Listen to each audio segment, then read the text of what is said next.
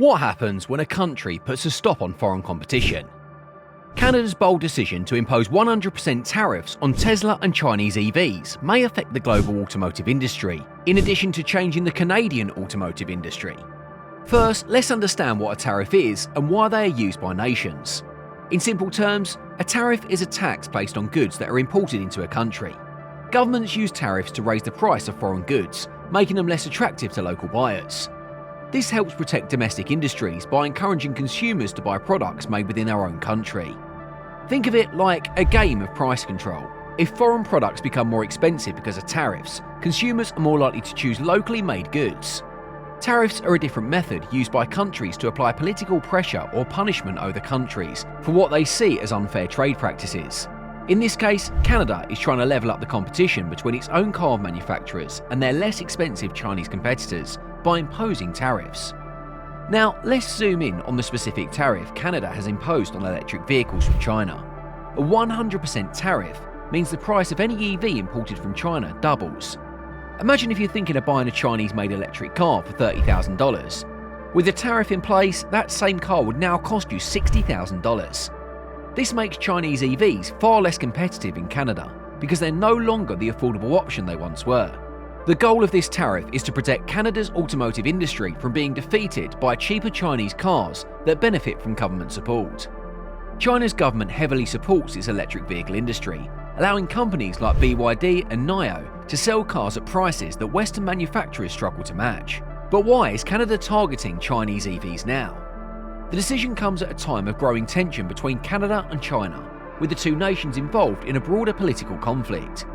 This tension began to increase in 2018 when Canada arrested Meng Wanzhou, a high-ranking executive from the Chinese tech giant Huawei, at the request of the United States.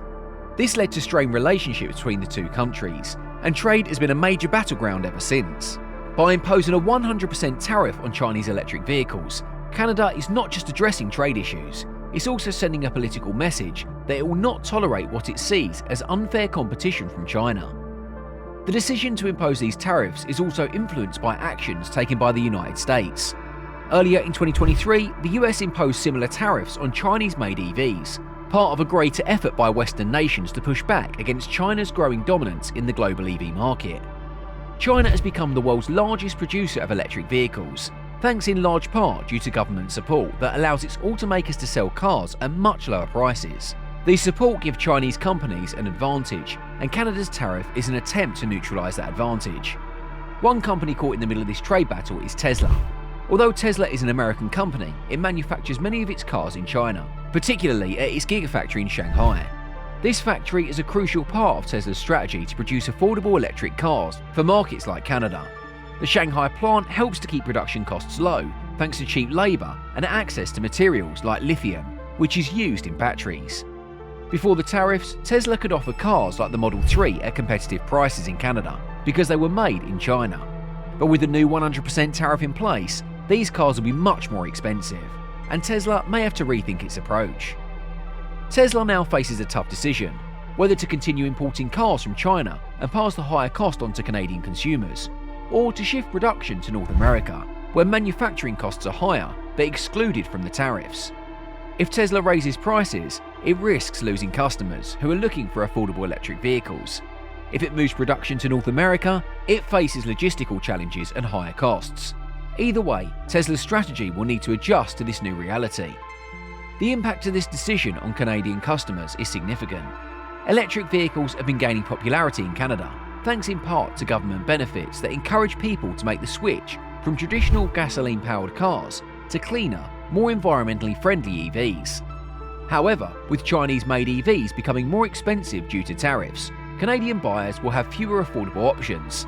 This could slow down the country's efforts to reduce carbon emissions, as few people will be able to afford the switch to electric cars. There's also a common misunderstanding that tariffs like these only hurt the foreign companies they target. In reality, consumers often end up paying the price. When tariffs make imported goods more expensive, those higher costs are usually passed on to buyers. In this case, the 100% tariff on electric vehicles will likely mean higher prices for Canadians who want to buy an EV, even if they aren't purchasing a Chinese brand. Supply chains for electric vehicles are global, and many parts, such as batteries, are sourced from China. As these costs increase, it could lead to higher prices for all electric cars, not just those made in China. So, who benefits from these tariffs and who gets hurt? On the surface, Canadian car manufacturers might see a boost, as they no longer have to compete with cheaper Chinese imports. This could lead to more jobs and growth in Canada's automotive industry, especially as the country works to increase its own production of electric vehicles. Auto workers and part suppliers in Canada could also see more demand for their products as domestic production increases. However, the benefits may be short-lived if higher prices slow down the overall adoption of electric vehicles.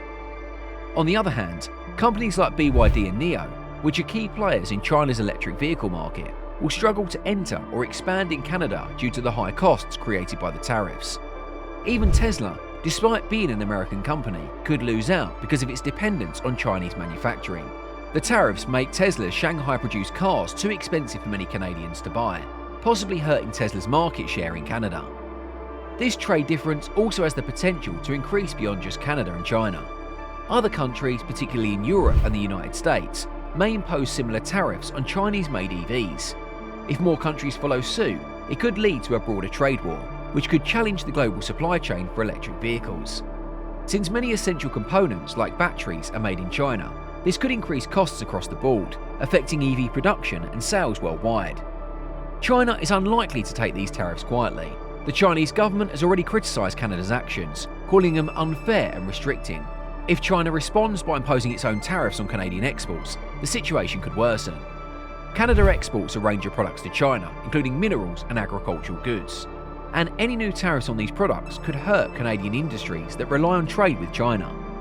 For Canadian consumers, the immediate impact of these tariffs will be higher prices and fewer choices when it comes to electric vehicles. This could slow down the country's transition to a greener, more sustainable transportation system, as fewer people will be able to afford the switch to electric cars. At the same time, the tariffs may provide a boost to Canada's own car industry, encouraging more domestic production and creating jobs. However, the long-term effects are harder to predict. If Canada and China can negotiate a reduction in tariffs, we could see more affordable electric vehicles back on the market, which would be a win for consumers and the environment. But if the trade war continues or escalates, it could lead to more problems in the global EV market, making electric cars more expensive and harder to access worldwide.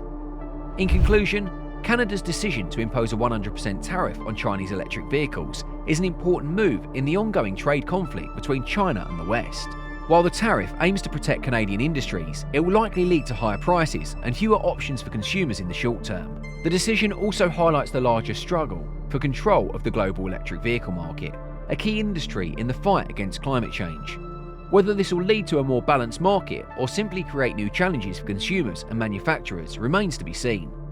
For now, the battle over electric vehicles is just a single battle in the large global competition between China and the West. If you enjoyed this video, make sure to like, subscribe and hit the notification bell so you don't miss any of our latest updates. Do let us know your thoughts in the comment section and we'll see you again for the next one.